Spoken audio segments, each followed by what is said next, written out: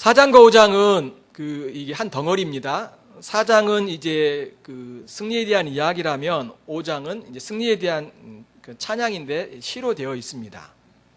4장은 하나님께서 여사사 드보라와 헤벨의 아내인 야엘을 통하여 가나안 왕 야빈과 그의 군대 장관 시스라를 물리친 내용이죠. 5장은 이 전쟁의 승리를 이제 기뻐하면서 찬양하는 내용을 담고 있습니다. 참고로 4장을 잠깐 요약해 보도록 하겠습니다. 이스라엘이 여호와의 목전에 악을 행하자 여호와께서 가나안 왕 야빈의 손을 통해서 이스라엘을 이제 심판하시죠. 이에 그 백성이 하나님께 부르짖습니다. 그래서 하나님은 여사사 드보라를 보내주십니다. 드보라를 통해서 이스라엘을 구원하신 거죠. 여사사 드보라는 이제 바락에게 여호와의 명령과 약속을 전합니다. 그게 뭐였냐면요, 여호와께서 납달리 자손과 스불론 자손 10,000명을 거느리고 다볼산으로 가라고 명령을 하죠. 그리고 여호와께서 야빈의 군대 장관 시스라를 물리칠 것을 이제 약속을 하였습니다. 이것을 이제 전했던 거죠. 그렇지만 바락이 여사사 드보라에게 당신이 함께 가면 가겠지만 함께 하지 않으면 내가 가지 않겠습니다라고 이제 거절을 합니다. 바락의 태도는 하나님의 명령을 따르지 않고 또 승리에 대한 하나님의 약속을 신뢰하지 않고 있는 모습이죠. 하나님의 약속을 믿기보다 오히려 여사사 드보라를 의지하고 있는 모습을 보입니다. 이것은 이스라엘 백성들의 불순종과 불신앙적인 모습을 이 바락을 통해서 보여주고 있는 겁니다. 그렇지만 여사사 드보라가 이제 함께 하겠다고 약속을 하고요. 그러면서 바락이 이번 일로 영광을 얻지 못할 거라고 말을 해주고, 그것은 여호와께서 이 적장인 시스라를 바락이 아닌 여인의 손에 물리칠 것이기 때문이라고 말을 합니다. 바락은 여사사 드보라가 함께 하겠다는 약속을 이제 받고 전쟁에 나가죠. 두 지파와 함께 10,000명이나 되는 많은 사람들과 함께 전쟁에 싸우게 되죠. 이제 여호와 약속대로 바락에게 승리를 주십니다. 시스라의 모든 병거와 군대는 칼날로 혼란에 빠지게 되자 이제 시스라는 결국 도망치게 되죠. 이때 칼날로 혼란에 빠지는 것은 뒤에 나오지만 하나님 자연을 통하여서, 예를 들면 비를 쏟아내시고 또 이런 벼락이라든가 이런 것들을 통하여서 초자연적인 능력을 통하여서 시스라를 격퇴하는, 그 군대를 격퇴시키는 것을 말하고 있습니다. 뒤에 이제 그 내용이 나오는데요. 군대를 이룬 이제 적장 시스라는 도망하게 되죠. 그렇지만 이제 그가 겐사람 헤벨의 아내 야엘의 장막에 이르게 됩니다. 시스라는 겐사람 헤벨의 집과 합병을 맺었기 때문에 이제 마음을 놓고 들어갑니다. 시스라는 야엘에게 물을 달라고 하지만 그녀는 물이 아닌 이제 우유를 줍니다. 여기서 보면 이제 엉킨 우유라고 나오는데요. 또한 그를 이불에 덮어주죠. 전쟁으로 피곤하였고 몸에 음식이 들어가고 또 이불을 덮었으니까 결국 잠을 잘 수밖에 없었겠죠. 그래서 깊이 잠에 빠집니다. 이때 이제 야엘이 장막 말뚝과 망치를 가지고 가서 시스라의 관자놀이에 박죠. 결국 이것 때문에 시스라가 죽게 됩니다. 뒤쫓아온 바락은 이 여인인 야엘에 의해서 시스라가 죽은 것을 목격합니다. 여호와의 말씀대로 바락이 아니라 야엘이란 여자의 손에 이제 시스라를 넘기신 거죠. 그 전쟁의 영광이 이 싸움에 나간 바락이 아니라 이 여자인 라헬에게 돌아갑니다. 사실 야엘은요 이스라엘 사람이 아니라 겐 사람 헤벨의 아내였습니다. 겐 사람은 모세의 장인 호밥의 자손에 속했습니다. 그러니까 이드로의 후손이었던 거죠. 모세의 장인 이드로는 미디안의 제사장이었지만 하나님을 섬기는 자였습니다. 이 부분을 한번 볼 필요가 있어서 제가 찾아보도록 하겠습니다. 여러분, 출애굽기 18장을 한번 볼까요? 출애굽기 18장입니다. 18장 8절부터 12절까지 보면요, 출애굽기 18장 8절부터 12절까지입니다.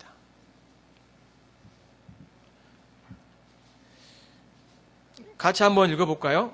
18장 8절부터 12절까지를 같이 읽어봅니다. 시작.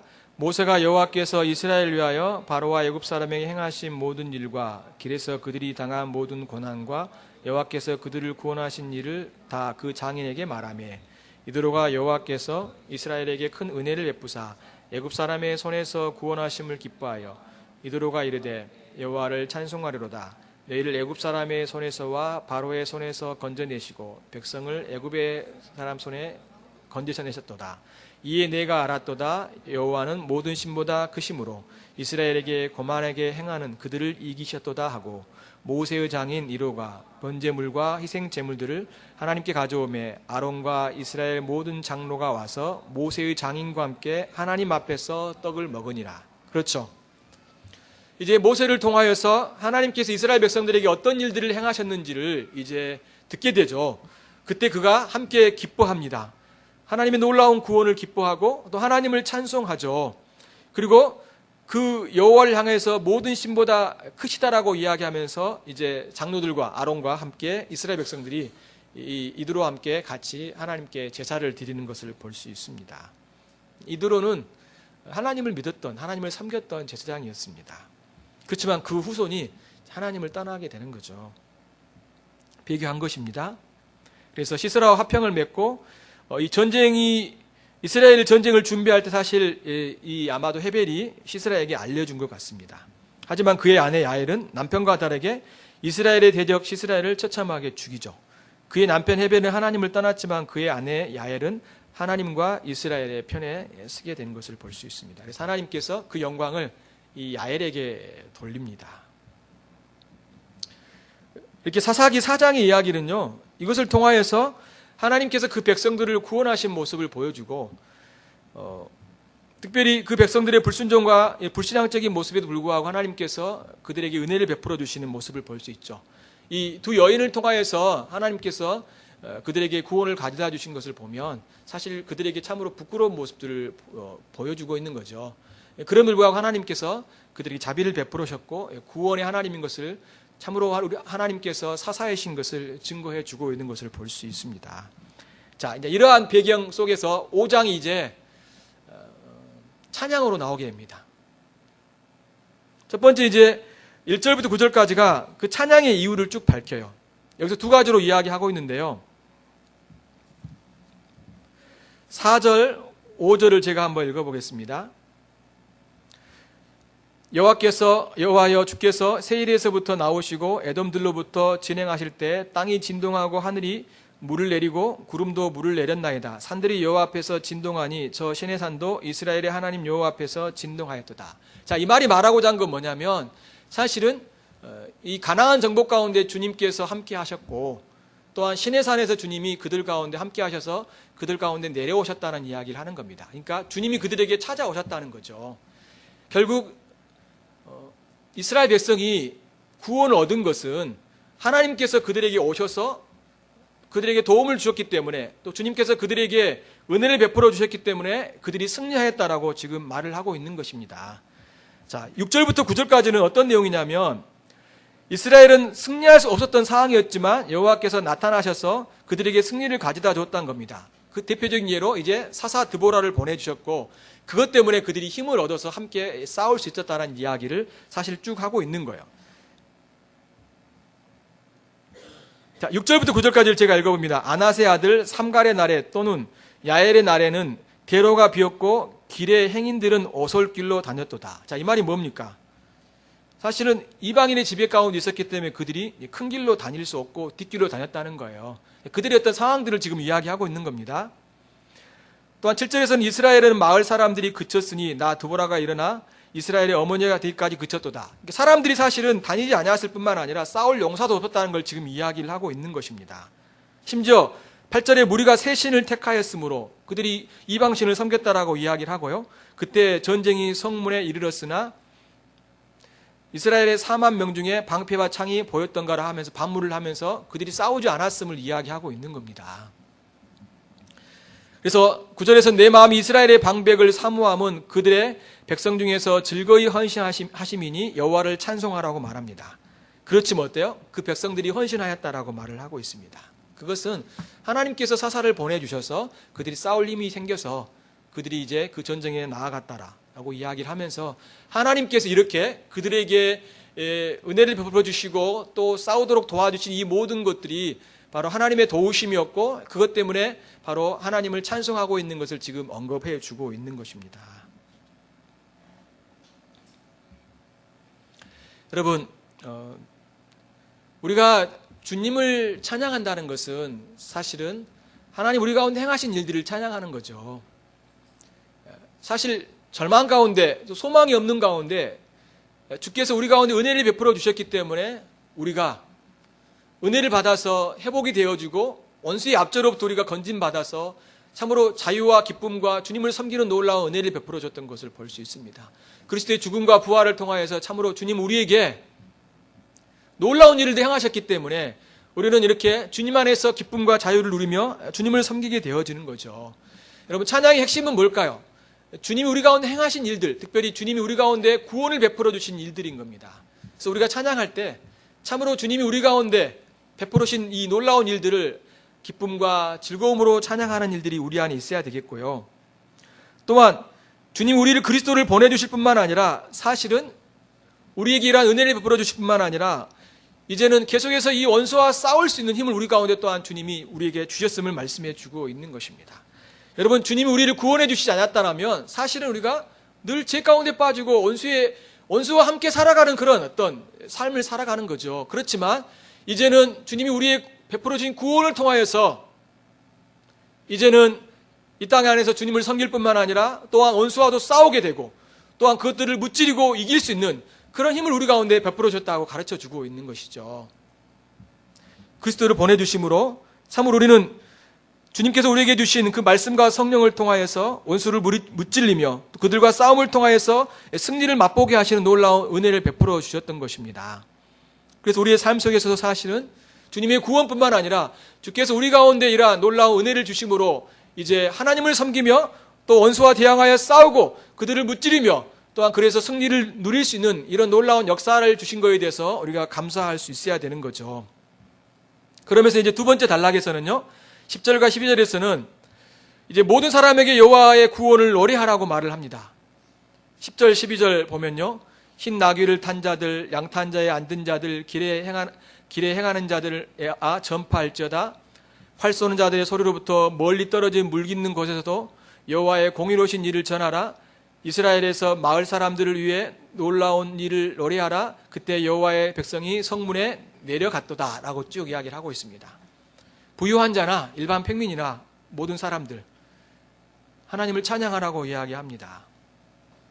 그러면서요, 그때 여호와의 백성이 성문에 내려갔다라고 말을 합니다. 성문이 어떤 곳이라겠죠? 이제 사람들이 모이는 곳입니다. 이스라엘 백성들이 모이는 곳이에요. 그 이전에는요, 이 압제 때문에 그들이 모일 수가 없었어요.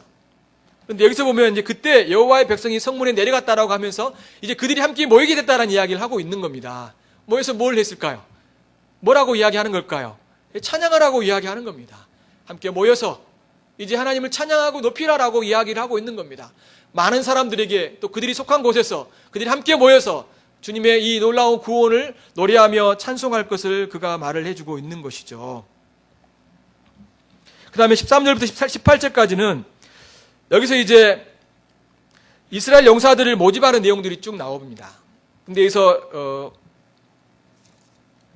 함께 싸움에 헌신하는 지파가 있고요, 함께 싸움에 헌신하지 않는 지파들이 생겨요. 자, 한번 보겠습니다. 14절부터 보게 되면요, 에브라임이 나오죠. 그리고요,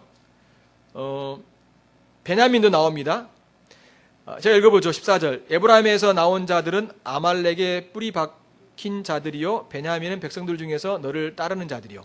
마길에게서는 명령하는 자들이 내려왔고, 스불론에게서는 대장군의 지팡이를 잡은 자들이 내려왔도다. 자, 여기서 보면 에브라임 지파가 나오고 또한 베냐민 지파가 나오고, 마길은요, 요단강 서쪽 지파, 므낫세 반 지파입니다. 스불론도 나오죠. 그리고 15절에서는 이사갈 나옵니다.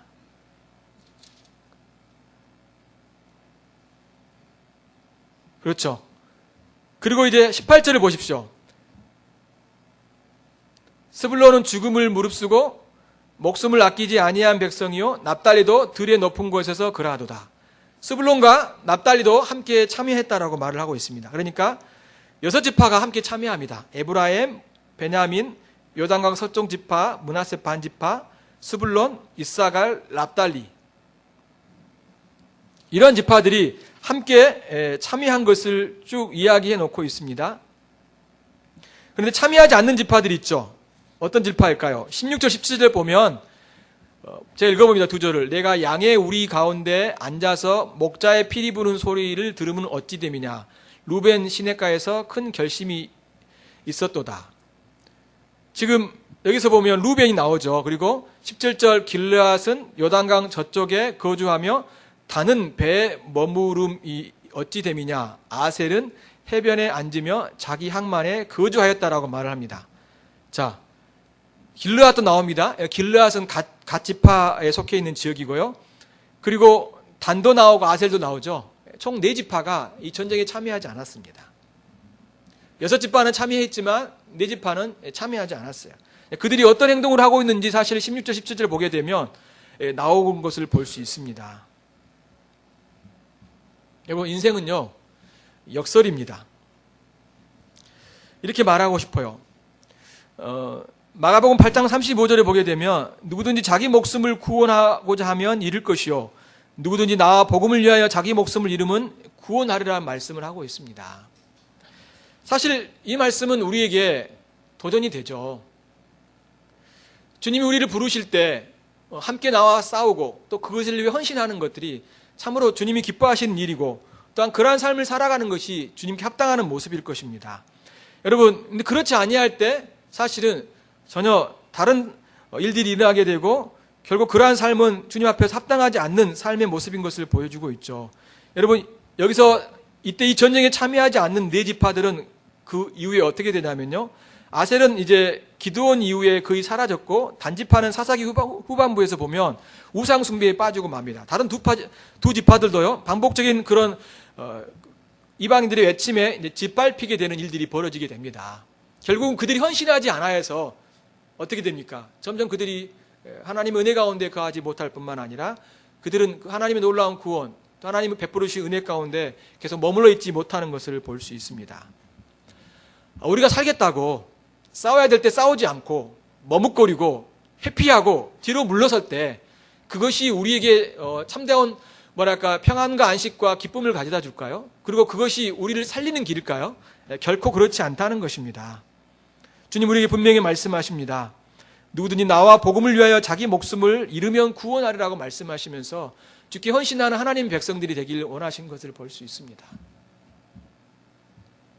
우리가 살 수 있는 길은요, 우리가 주님을 위해서 싸우는 거고 함께 주의 백성들과 함께 주님께 헌신하는 겁니다.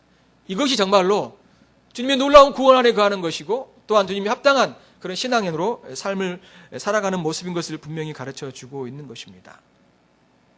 하나님께 이렇게 충성하지 못한 이 이스라엘의 모습은요, 사실은 그들의 불신앙적인 모습들을 보여주고 있는 것이죠. 이들은요, 하나님의 명령과 하나님의 약속을 신뢰하기보다도 오히려 그들은 자기의 소견대로, 자기의 소견에 오를 대로 행했던 것을 볼 수 있습니다. 그리스도인들은 어떻게 살아야 됩니까? 저는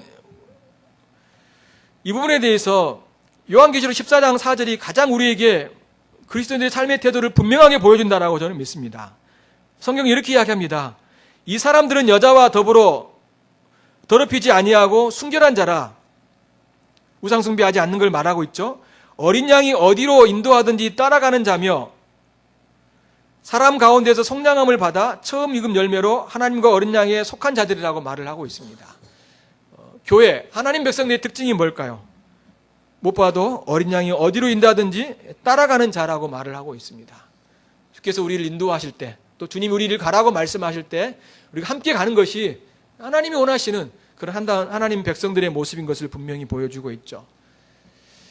그래서 예수님이 사역을 하실 때 많은 사람들이 이제 그를 향해서 많은 방해도 했지만 특별히 그 예수님의 어머니와 동생들이 와가지고 예수님을 부릅니다. 그때 이제 그 장면을 보고 있는 사람들이 예수님께 이렇게 이야기를 합니다.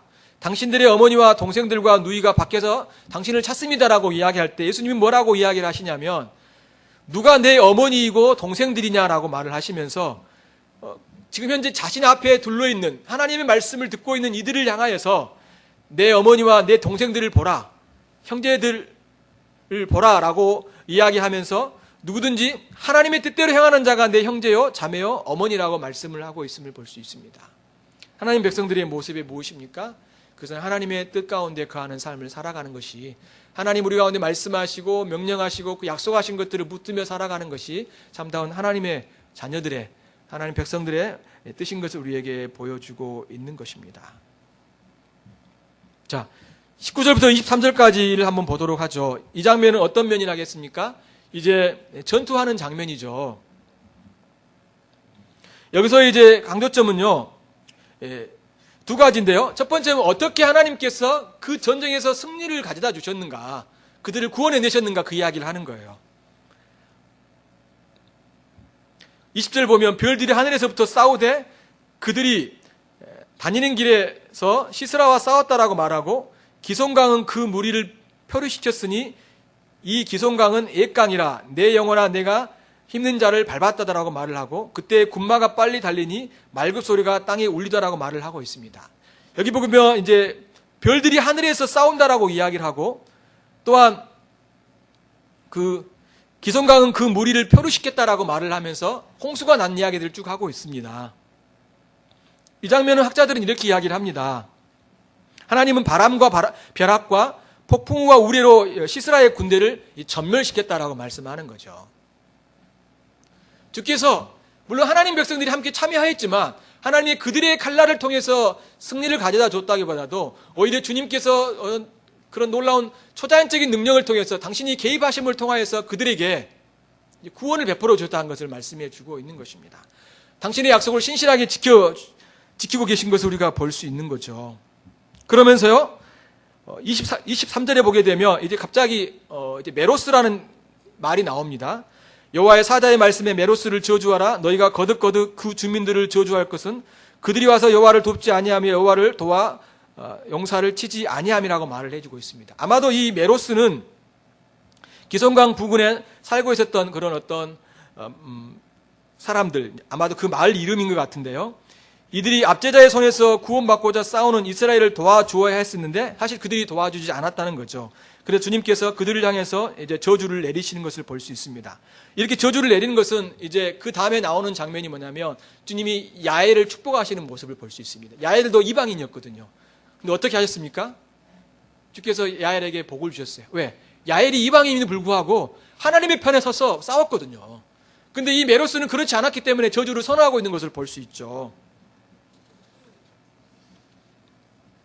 우리는 여기서 하나님께서 자기 백성들에게 놀라운 능력들을 나타내는 것들을 볼 수 있습니다. 주님은 우리를 어떻게 구원해 내셨습니까? 한번 생각해 보십시오. 참으로 놀라운 능력으로 우리를 구원해 내셨죠. 성령을 통하여서 그 하나님의 아들을 사람으로 오게 하셨고요. 놀라운 능력이죠. 또한 그 주님께서 십자가에 못 박혀 돌아가시고, 또한 그 주님이 부활하셨습니다. 놀라운 능력을 통하여서 주님께서 우리를 구원해 내셨습니다. 그것뿐만 아니라 우리의 이 죽어있는, 허물과 죄로 죽어있는 우리의 영혼을 성령께서 우리 영혼을 살려주셨습니다. 무에서 유를 창조하듯이 성령의 능력으로 죽은 우리를 살리신 것이죠. 그래서 여러분, 우리가 중생되는 것, 또한 그리스도를 믿음을 통하여서 우리가 정말 새롭게 되는 이 놀라운 거듭난 사건은요, 창조의 사역, 그래서 이걸 재창조의 사역이라고 이야기를 하는 것입니다. 주님께서 우리가 눈에 보이질 않지만 세상을 창조하듯이 눈에 보이는 사건은 아닐지라도 우리 영혼 안에 주님께서 놀라운 역사를 보여주셔서 그 창조의 능력이 하나님께서 우리 영혼 안에 우리 영혼을 다시 한번 창조하게 하시는 그런 놀라운 역사를 우리에게 보여주신 것입니다. 주님, 우리에게 이러한 당신의 그런 전능하신 능력을 통하여서 우리에게 구원을 베풀어 주셨습니다. 당신이 개입하시고 역사하셔서 일하심으로 말미암아 우리를 살려내신 것이죠. 그것으로 그치지 않습니다. 주님이 다시 오심을 통하여서 이제는 우리의 몸을 부활케 하셔서 그 나라에, 새하늘과 새 땅에 우리를 이르게 하실 거라고 주님이 말씀해 주고 있는 것을 볼 수 있습니다. 주님의 구원의 손길은요, 참으로 헤아릴 수 없는 전능하시고 놀라운 하나님의 역사인 것을 볼 수 있습니다. 주님이 이러한 손길을 통하여 우리를 구원하셨고, 또한 앞으로도 우리의 삶 속에서 놀라운 일들을 행하실 것입니다. 그러므로 우리는 이러한 놀라운 은혜를 받은 자이고, 주님의 전능하심이 우리의 삶 가운데, 우리의 정말로 이 영혼 가운데, 우리 몸 가운데 앞으로 나타날 것을 말씀해 주고 있는 것입니다. 그럼 우리는 이것을 기억하면서 하나님의 놀라운 큰 은혜와 능력을 받은 자로서 우리는 삶을 살아가야 되고, 이러한 은혜를 받은 자로서 합당하게 주를 섬기며 따라가는 자들이 되어야 될 것을 말씀해 주고 있습니다. 그리고 이제 24절과 27절에서는요, 야엘이 시스라를 죽이는 장면이 쭉 나옵니다. 사실 이 장면은요, 무엇을 보여주고 있을까요? 야엘을 향해서 축복을 합니다. 그가 어떻게 이제 이 시스라를 죽였는지를 쭉 언급해 주고 있죠. 야엘의 남편은요, 압제자와 사귀었고 자신 또한 이스라엘 사람이 아님에도 불구하고 하나님께서 그를 통하여서 일하셨습니다. 야엘은요, 하나님 편에 서서 하나님 말씀에 순종하며 오히려 그 시스라를 이제 담대하게 죽이는 모습을 볼 수 있습니다. 야엘을 축복한 것은 그의 행위를 칭찬할 뿐만 아니라 이 전쟁에 참여하지 않는 자들을 부끄럽게 하기 위한 것입니다. 이스라엘은 전쟁에 적극적이지 않았습니다. 다시 말해서 하나님의 말씀에, 하나님의 명령에 그들이 순종하지 않았고 하나님의 약속을 온전히 신뢰하지 않았던 거죠. 그렇지만 하나님은 이 여자의 손에서 전쟁의 승리를 가져다 준 것을 볼 수 있습니다. 부끄러움을 이제 보여주면서 하나님의 능력과 전능하심을 우리에게 보여주고 있는 것이죠. 또한 철병거 900승의 장군 시스라가 여자인 야엘에게 죽은 것은 사실 시스라의 수치를 또한 보여주고 있습니다. 이보다 더 큰 수치는 없을 거죠. 원수가 어떻게 멸망을 받고 어떻게 처절하게 패배한지를 우리에게 보여주고 있는 것입니다. 이 이야기는 아마도 세간의 이야기가 됐겠죠. 뉴스거리가 됐을 겁니다. 왜요? 그 여인에 의해서 이 철병거 900승을 가진 이 장군이 아주 초라하게 정말로 볼품없이 죽게 되거든요. 아마도 이 이야기는 세간의 많은 화제가 됐을 거예요. 야빈의 군대 장관 시스라가 야엘에게 죽었대. 그것도 망치에 머리를 맞아서 죽었대라고 하면서 많은 사람들의 입에 오르내렸을 것입니다. 원수, 하나님을 대적한 무리들이 어떠한 최후를 맞이하고 있는지를 분명하게 보여주고 있는 것입니다. 한번 성경을 한번 찾아볼까요? 여러분 골로새서 2장을 한번 보겠습니다. 골로새서 2장. 예수 그리스도의 십자가 이 사건이 원수를 어떻게 부끄러움과 수치를 가져다 줬는지를 분명하게 보여주고 있는데요. 골로새서 2장 14절 15절을 한번 읽어보도록 하죠. 골로새서 2장 14절 15절 같이 읽습니다. 시작. 우리를 거스르고 불리하게 하는 법조문으로 쓴 증서를 지우시고 제하여 버리사 십자가에 못 박으시고 통치자들과 권세들을 무력화하여 드러내어 구경거리로 삼으시고 십자가로 그들을 이기셨느니라. 그렇죠. 통치자들과 권세들이 누굴까요? 마귀와 악한 영들, 하나님을 대적하는 세력들에 대한 이야기를 하고 있는 겁니다. 그들을 어떻게 하셨습니까? 십자가에 주님께서 그들을 무력화하여 드러내어 구경거리로 삼으시고 십자가로 그들을 이기셨다라고 말씀하고 있는 겁니다.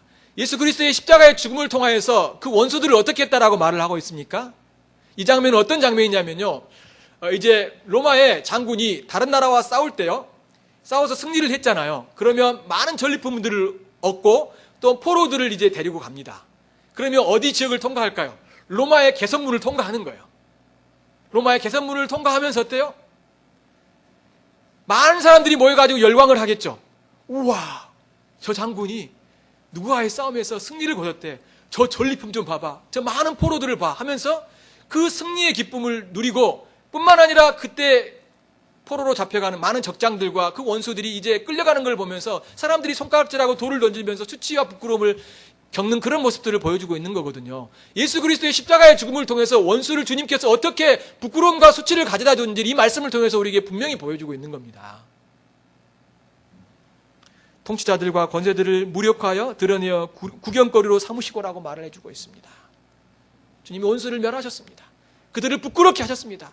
그들을 수치스럽게 하셨습니다. 결국 그들은요, 영원한 수치를 받을 수밖에 없을 것입니다.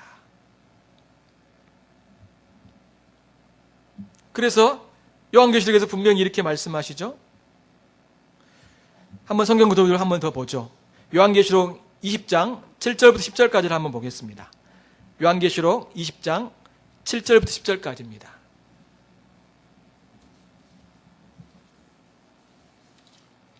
요한계시록 20장 7절부터 10절까지.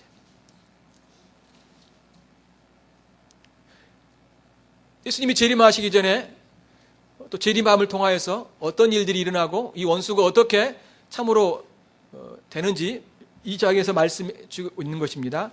7절부터 10절까지 같이 읽어보겠습니다. 시작. 천의 잠에 사탄이 그 옥에서 놓여 나와서 땅의 사방 백성 곧 곡과 마곡을 미혹하고 모아 싸움을 붙이리니 그 수가 바다의 모래 같으리라. 그들이 지면에 널리 퍼져 성도들의 진과 사랑하는 성을 두르매 하늘에서 불이 내려와 그들을 태워버리고 또 그들을 미혹하는 마귀가 불과 유황못에 던져지리니 거기는 그 짐승과 거짓 선자도 있어 세세토록 밤낮 괴로움을 받으리라. 그렇죠. 이제 잠깐 그들이 놓이게 돼서 악한 자들이 함께 모여서 교회를 공격하지만 어떻게 됩니까? 하늘에서 불이 내려와 그들을 태워버린다라고 말을 합니다.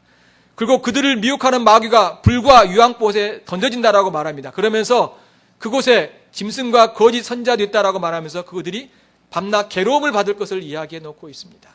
그들이 얼마나 수치를 당하며 그들이 얼마나 고통과 괴로움을 당하는지를 여기서 분명히 보여주고 있는 것을 볼 수 있습니다. 누구를 통해서요? 그리스도께서 재림하심을 통하여서 그 백성들을 주님께서 구원해 주실 뿐만 아니라 그 원수들을 향해서 주님께서 이러한 부끄러움과 수치를 주며 그들에게 영원한 고통과 영원한 형벌을 내리실 것을 분명히 주에게 말씀해 주고 있는 것입니다. 그래서 마지막 이렇게 성경은 다시 한번 돌아가 볼까요? 사사기 5장 마지막 절을 읽겠습니다. 5장 마지막 절 31절을 같이 읽어봅니다. 시작. 여호와여 주의 은수들은 다 이와 같이 망하게 하시고 주를 사랑하는 자는 해가 힘있게 도둠 같게 하시옵소서. 아멘. 그렇죠. 여러분, 주의 원수들을 이와 같이 다 망하게 하도록 기도하고 있습니다. 그렇지만 주를 사랑하는 자는 해가 힘있게 도둠같이 하옵소서라고 기도하고 있는 것을 볼 수 있죠. 마태복음 13장 43절에 그때 악인 의인들은 자기 아버지의 나라에서 해와 같이 빛날 거라고 말씀해 주고 있습니다. 그리스도를 믿고 그 약속을 신뢰하고 그 말씀에 순종하며 하나님을 사랑하는 신실한 자들에게는 주님께서 그들이